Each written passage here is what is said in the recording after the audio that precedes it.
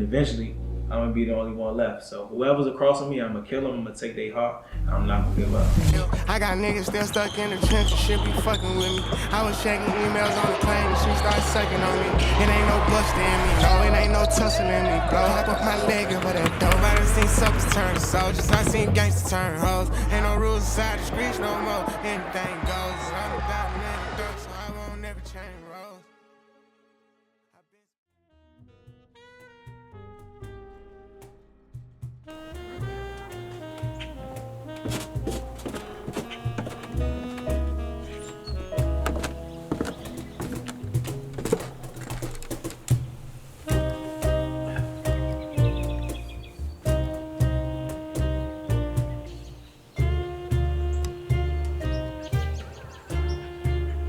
First thing I want to say is yes, the intro was filmed 2 days ago, and I have on a different outfit now, as you can see, and it is a lot warmer outside, hence why I don't have a jacket.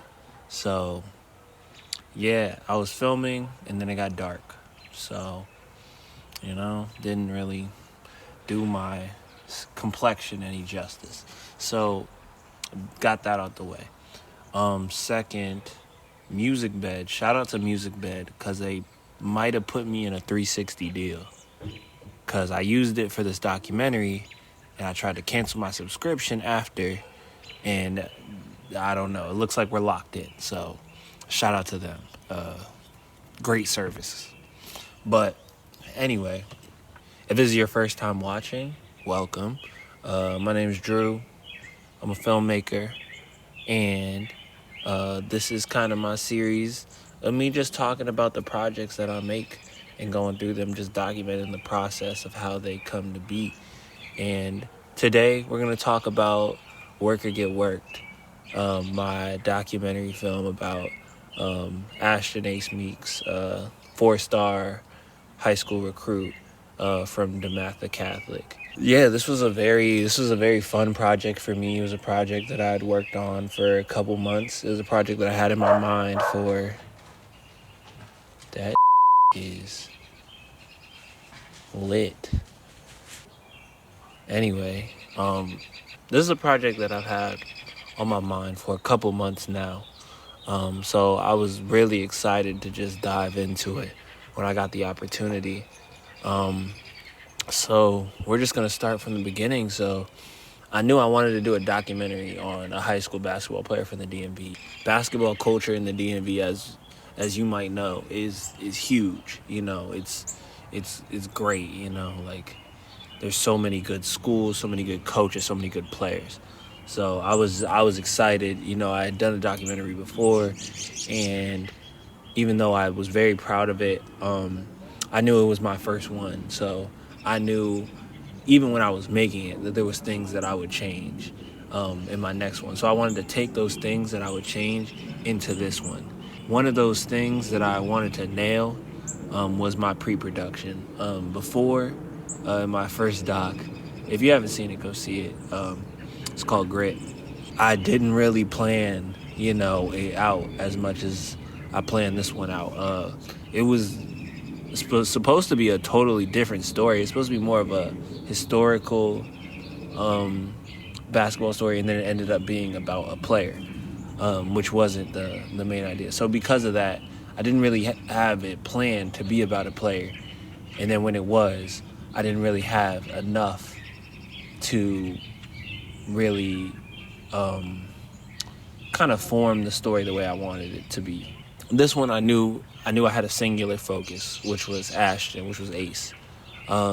So I outlined my questions and wrote my interview questions, all of them down, to kind of encapsulate who he is as a person and who he is as a basketball player, and how that comes together and makes him him. And also just show like what is it that drives him, what is his mentality, what drives him to his goal, what is his goal. So now, since I had that as my main focus for the story, I was able to build a story through my interview questions around him. And then after that, it's just filming the games. So I had been to a couple games already, before I was even thinking about the documentary. So, and he had went off, So I knew that kind of after, like, he'd be a great player to do a documentary on just because of his mentality, how he approaches the game. If you watch him play, not only can you tell that he's a great player, but you could also tell that he's a hard worker and he really has attention to detail, works on his game.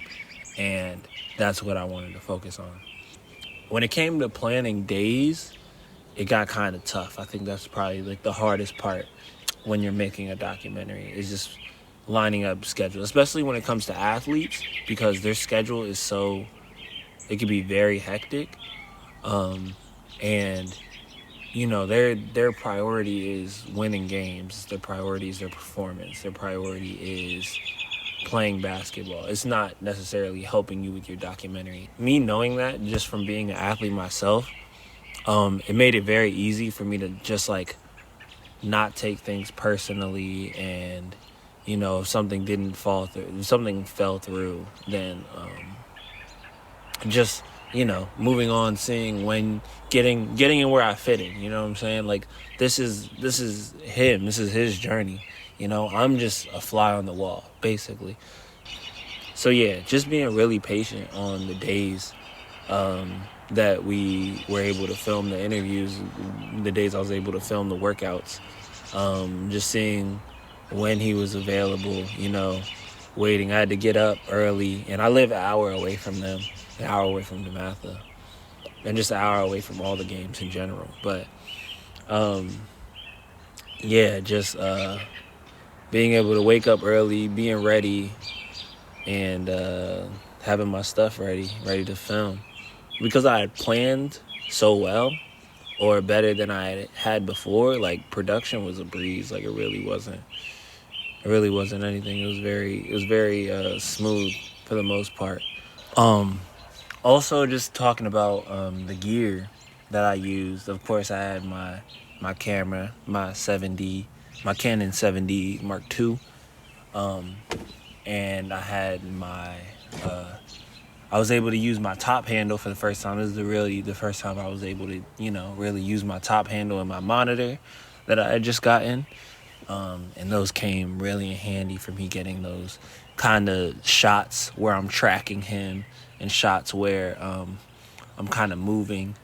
Those movement shots, I felt like they were just so easy to get, and it just gave it a totally, it gave the videos a really immersive feel, I feel, in a way. So I was really happy with how that came out. And it's just fun. It's fun to film like that. It's fun to film with this, just like having, like, following people and shit. Like, I feel like it's just an enjoyable way to film your videos. So I would definitely suggest get a top handle. If you're filming any type of sports or any type of movement, get a top handle, bro. Get a top handle. A lot of niggas already got top handles. For microphones, for the interviews, I just had my phone. Like, obviously it's probably better if you have access to, like, Rode mics. Use those. If you have access to pretty good mics, use those, lavaliers. But honestly, your iPhone, if you have an iPhone, the microphone on your iPhone is pretty solid, as you can see. It's gonna get the job done. So if you really don't have anything, you can always use your phone. Like, that's part of this thing, zero budget filmmaking. Like, you have a phone, I'm assuming you have a phone. So use it. Like, you don't need a bunch of gear. You really just need a camera and then a phone. If you have a camera and a phone, you're straight. And you probably have a phone, because you kind of need a phone in today's day and age, So yeah, so I just put it on the table. I wish we went into a different room. There's kind of an echo in the mic or in the room. You can kind of hear it. I tried to EQ it, try to enhance it a little bit, but you can still kind of, at least I could kind of hear it. So that's one thing that I wish we could have went to a different room. But other than that, I think the interview went really well. So I have really no complaints.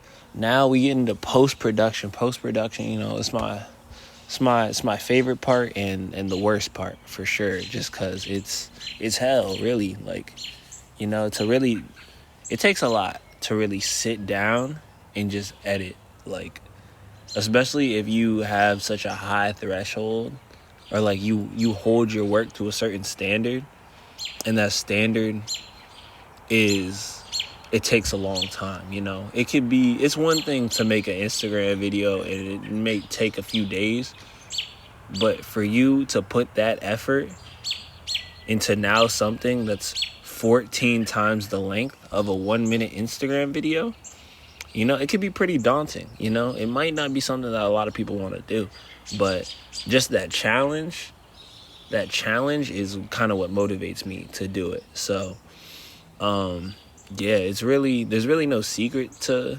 long editing for a long period of time. You just have to sit down and do it. And I ain't gonna lie, sometimes I struggle with that. Sometimes I gotta get up after a while. I gotta move around. I gotta do something. But for the most part, like, it's just about putting your head down and just working. I feel like that part about it is also, like, so beautiful to me. Like, to really just sit down and just work. And then to see, when you look up, to see everything that you've done and what it's culminated to, and what you've been able to make, what you've been able to create, it's a feeling like nothing else. It's such a great feeling when you finally finish. Like, it's hell, like, all the way through. But when you finally finish, like, there's nothing better than that. And that's kind of like the feeling that I kind of do this for. It's kind of the feeling that gets me up. You know, the views are cool, even though this shit is probably not gonna get any views, or it's not gonna do 1 million views. It's not gonna do 10,000 views. But it's just the fact that I was able to put my mind and curate a story through visuals and sound effects. It makes me really proud, and I'm really excited that I was able to do it. And I think it's my best work to date. You know, I think that without a doubt. There's definitely things that I can improve on, and those are things that I'm gonna take into the next project and go and just build upon. So yeah, man, I'm excited. It's getting dark. You probably can't see me anymore. So we're gonna end it here. Next time I'm gonna try to film in the daytime. You know, I just got off work, so it is what it is. But yeah, y'all go watch the doc if you haven't already. And yeah, I appreciate y'all if you've made it this far in the video. And yeah, I still don't know how to end these things, so